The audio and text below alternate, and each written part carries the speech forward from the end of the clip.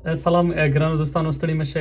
یو شمېر دوستانو د لاټرۍ اړوند پوښتنه درلودله چې باید د اکتوبر په 2 پیل شوی او تر اوسه نه ده پیل شوی او څه لامل دی. نو رښتیا هم باید د اکتوبر په 2 د لاټرۍ پروسه پیل شوی، خو تر اوسه نه ده پیل شوی او ما نن ویبسایټ وکتو، معلومات مې پیدا نه کړل چې ولې تر اوسه پورې دغه د ثبت نام دغه خانه نه ده پرانیستل شوې. خو سږ یو څه بدلون راغلی دی او ښایي د هغې د وجې چې دی دغه صفحه چې ده یا دغه ویب پاڼه چې ده اپډیټ کېږي، نو تاسې تر هغې په تمه پاتې شئ تر څو دغه صفحه اپډیټ شي او تاسې پکې نوملیکنه وکړئ.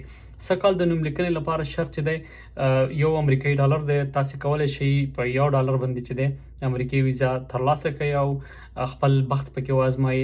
دغه ګپ مه ګڼئ، خپل ملګري دوستان ورته ضرور ریکمنډ کړئ چې تر څو هغوی هم دغې ته اپلای وکړي او تاسې هم کوشش وکړئ چې خپل ځان ته اپلای وکړئ، خپل ورونو ته یا خپل کورنۍ نورو غړو ته چې تر څو په دغه پروسه کې شامل شي. یوازې $1 دی او په $1 باندې تاسې ډېر څه لاسته راوړلی شئ. د سږ کال د نوي حکومت سره یو څه ستونزه راغلې ده چې افغانان په ځینو ویزو سره نشي کولی چې امریکا ته راننوځي، خو ممکن په دغه پالیسي کې کوم تغییر راشي یا کومه نرمي وشي. خو ښه خبره دا ده چې تاسې ضرور پکې ثبت نام وکړئ چې تر څو نوم هم راوځي، ځکه ډېر ملګري دوستان په دغه پروسه کې راغلي دي.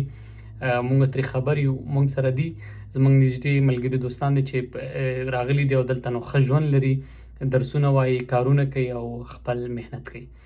نو دغه ویډیو لنډه وه، نو تاسې لپاره به نورې ویډیوګانې هم جوړو. کوشش کوو چې هغه کسانو سره مرکې ولرو چې په دغه پروسه کې راغلي دي او تاسې ته نیکې مشورې درکړي چې څه ډول ورته اپلای وکړئ.